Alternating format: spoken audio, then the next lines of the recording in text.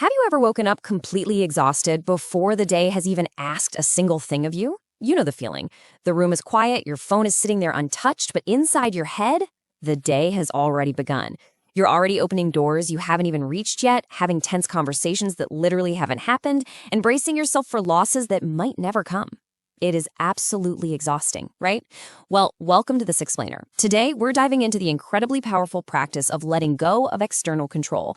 And we're going to do it by bridging ancient Stoic wisdom with some highly practical, very modern relationship advice. So here's our quick roadmap for today. We'll start with the illusion of control, move into conquering the inner self, tackle the actual strategy of the no contact rule, and finally wrap up with how to reclaim your inner peace. Okay, let's jump right into part one, the illusion of control. The Stoics figured out a long time ago that we lose so much of our peace simply because our minds constantly try to govern the ungovernable. I'm talking about other people's choices, timing, outcomes, just human behavior in general. You see, worry loves to disguise itself, doesn't it? It dresses up as responsible preparation. It whispers that if you just imagine the absolute worst-case scenario, it's somehow going to hurt less if it actually happens. But the harsh truth, worry's just asking you to carry the weight of the future before the future even arrives. You aren't solving your life. You're literally just suffering in advance. Now, why exactly do we do this to ourselves? There's this fascinating little insight from a recent study where large language models analyzed human behavior, and the AI picked up on a very simple pattern. We idealize it. We are constantly idealizing reality.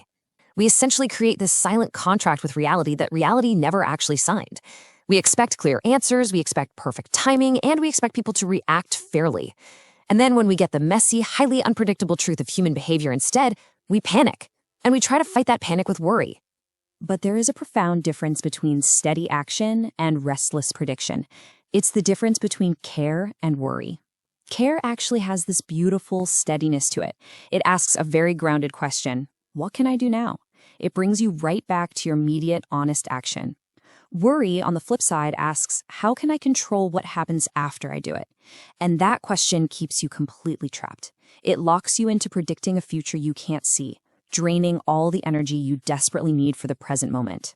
Think about the contrast between two totally different ways of approaching life. On one hand, you've got Machiavellianism, which is basically an entire psychological playbook focused on manipulating and controlling other people just to guarantee the outcome you want. But on the other hand, you have Stoicism. The ultimate Stoic goal isn't to control the people around you at all. It's about mastering and conquering your own mind. It's about pulling your power away from what everybody else is doing and firmly bringing it back to your own character and your own conduct. Which brings us right to section 2, conquering the inner self. So how do we actually pull our attention away from these imagined disasters and get our power back? It comes down to 3 crucial steps. First, you have to actually recognize the fear. Call it what it is. Second, separate what is objectively happening from the dramatic story your imagination is adding to it.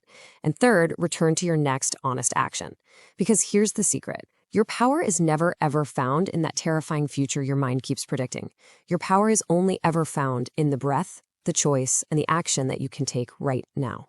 And true self-conquest, that requires a very specific kind of solitude.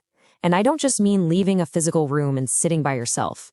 Real solitude is about emptying your mind of the crowd's judgment. It means you finally stop negotiating your deeply held values just to buy external approval, or to avoid that temporary, stingy feeling of being isolated. You simply stop betraying yourself just to remain accepted by others. Now let's take these ancient concepts and apply them to something incredibly modern in section 3, the no contact strategy. If you've been through a breakup recently, you've probably heard of the no contact rule. It's a deliberate period of absolutely zero communication with an ex-partner. We're talking no texting, no calling, and absolutely no creeping on their social media. But here is the most essential thing to understand. This is a strategic tool for your own emotional reclamation.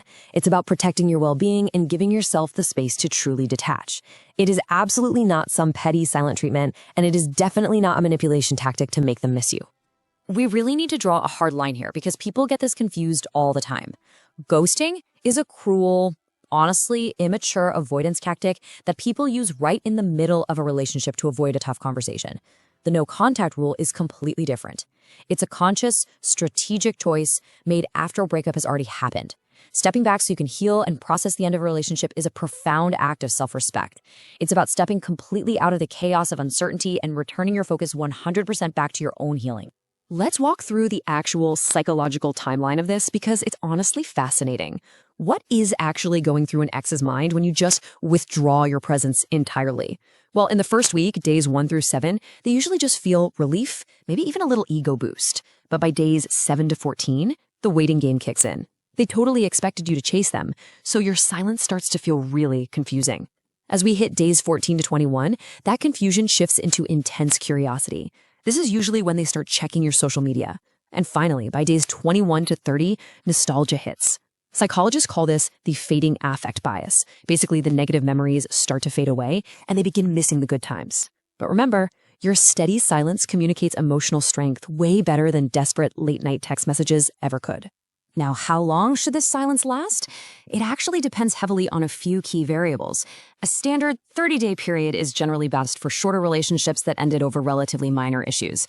If you were together for, say, 1 to 3 years, a 45-day rule is usually the sweet spot. And for long-term relationships of over 3 years, or breakups that involve deep betrayal, you're looking at 60 days or more to fully detach from those heavy negative emotions.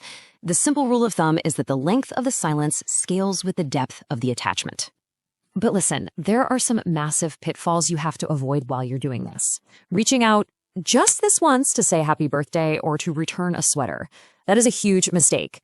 It immediately resets your psychological clock back to day one. Social media stalking, using your mutual friends as undercover spies, or posting those highly curated revenge glow-up photos. All of that completely destroys the mystery and the respect you're trying to build. But honestly, the single biggest mistake? Not using this time for your own self-improvement. If you just spend 30 days crying in bed, agonizing over when they're going to reach out, you haven't actually applied the Stoic principle at all. You haven't returned to your own growth. Which perfectly sets up our final section, reclaiming inner peace. I absolutely love this vivid metaphor from our Stoic sources. I want you to think of your emotional states, the temporary anxiety, the obsessive worry, the intense physical withdrawal you feel after a breakup. Think of all of that as the weather. It can be incredibly loud, it's definitely uncomfortable, and it can absolutely darken your day. But you, your core identity, your actual values, your true character, you are the sky. The weather passes through you, but it is not you. You do not have to build a permanent identity out of a temporary emotional storm. And a massive, massive part of just letting that weather pass is practicing true acceptance. And let's be clear, acceptance is not approval. You do not have to like what happened. You don't have to agree that a breakup was fair or that a disappointment was somehow deserved. Acceptance is simply looking at your current reality right in the eye and saying, okay, this is real. Because when you stop wasting every ounce of your mental energy fighting the current of reality, fighting the fact that something painful has in fact already happened, you instantly get all that energy back. And you can use it to decide what your next step is going to be. Look, peace doesn't suddenly arrive when you finally figure out how to control every single outcome in your life. That's impossible. Peace comes when you finally drop the rope, when you stop trying to govern the ungovernable, and you bring your complete undivided attention back to the one place your power has always lived, right here and right now. So I want to leave you with 2 deeply provocative questions to ask yourself the next time your mind starts racing into the future. First, is this actually happening right now, or am I just suffering in my imagination? And ultimately, will this matter in 5 years?